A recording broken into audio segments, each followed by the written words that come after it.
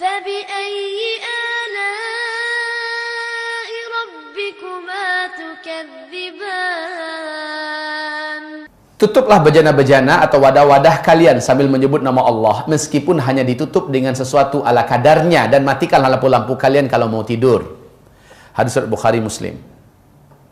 Jadi waktu maghrib ya, ini yang paling penting. Kemudian juga janganlah kalian melepaskan binatang peliharaan dan anak-anak kalian ketika matahari terbenam sehingga hitam legamnya. Jadi binatang peliharaan kita apa? Masa cuma kucing? Aduh, kasihan banget. Ini generasi yang udah jauh dari sunnah kayak gini nih akibatnya. Binatang peliharaan paling ideal bagi kita itu adalah kuda. Lah,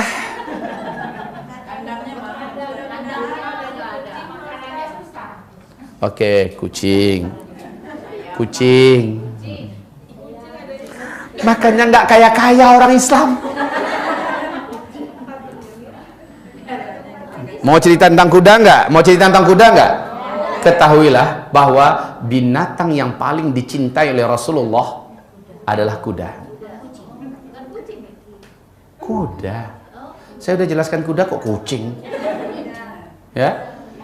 Kedua, kata Rasulullah, kalau bukanlah wanita, kalau bukanlah istri-istri maksudnya, maka kuda adalah makhluk yang paling aku cintai. Nih. Yang kedua, Nabi SAW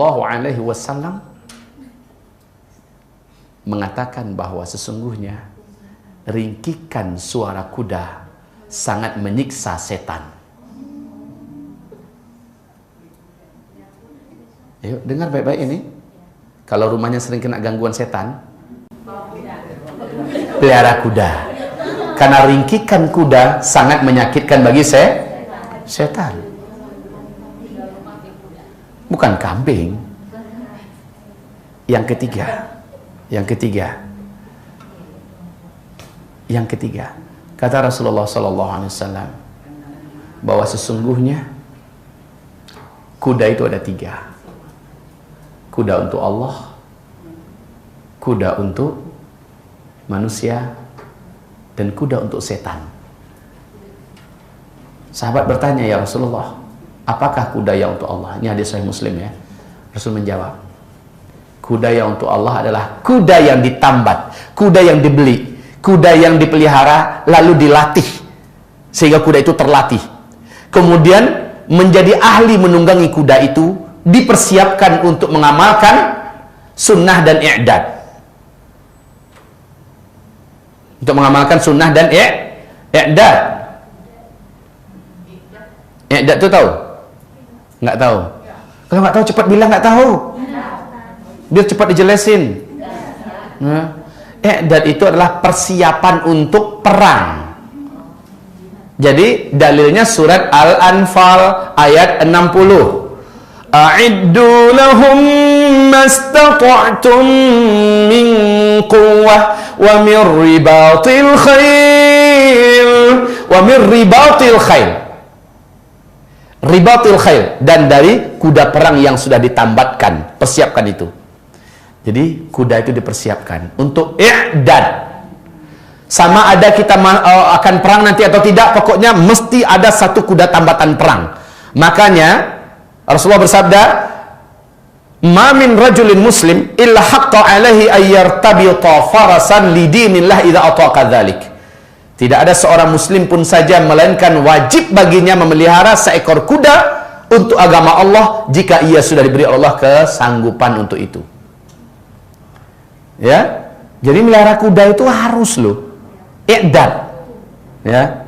Ustaz, kami nggak punya kandang, kami nggak punya apa? Gimana? Kami ada nih, alhamdulillah ada rezeki, bisalah untuk ini. Khalas, wakafkan kudanya.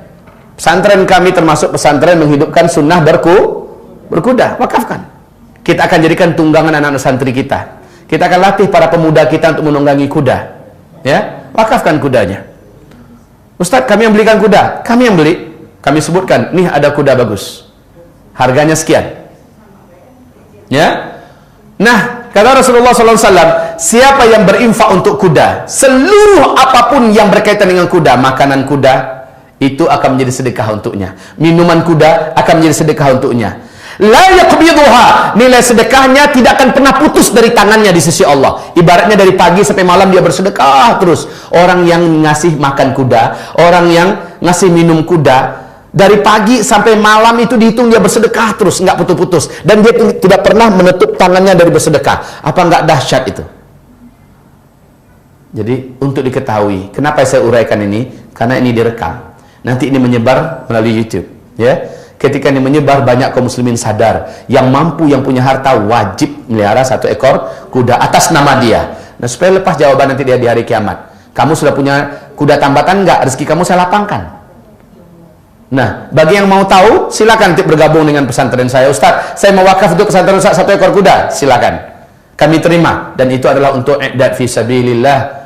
Ya, kita akan latih para pemuda muslim, para lelaki muslim, dan seterusnya. Oke, sudah, masalah kuda saya tutup dulu. Oh ya, tadi 3 kuda ya. Kuda yang kedua adalah kuda untuk manusia. Kuda untuk manusia, kata Rasulullah, adalah kuda yang dikembangbiakkan karena hobi, karena suka, ya. Dikembangbiakkan juga untuk bisnis.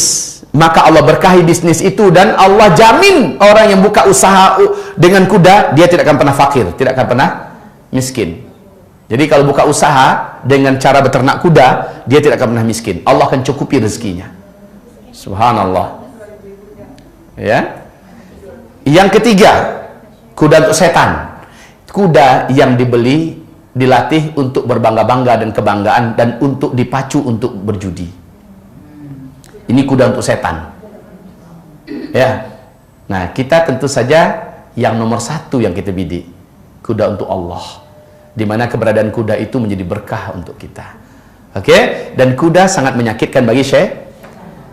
Sepasang suami istri dari Malaysia, ya, waktu saya ke WDO wisata dakwah Okura, dakwah berkuda. Kami waktu itu ikut training. Jadi ada sepasang suami istri, anaknya benar-benar luar biasa. Cilakanya tuh anak. Sholatnya anti, berbagai macam dilarang agama dibuat, orang tuanya diremehkan, emosinya tidak terkendali. Hampir putus asa orang tua ini, kedua orang tua ini. Akhirnya anaknya diikutkan dalam pelatihan berkuda, mulai dari 0 sampai finish selesai. 3 bulan saja. Pulangnya anaknya sudah santun, sopan, sholatnya terjaga, ya. Kenapa? Ternyata duduk di atas kuda, merawat kuda, ringkikan kuda, setan-setan yang sudah banyak di tubuh itu nggak sanggup bertahan, akhirnya bertebangan seluruhnya, ya, pergi seluruhnya, tidak sanggup bertahan.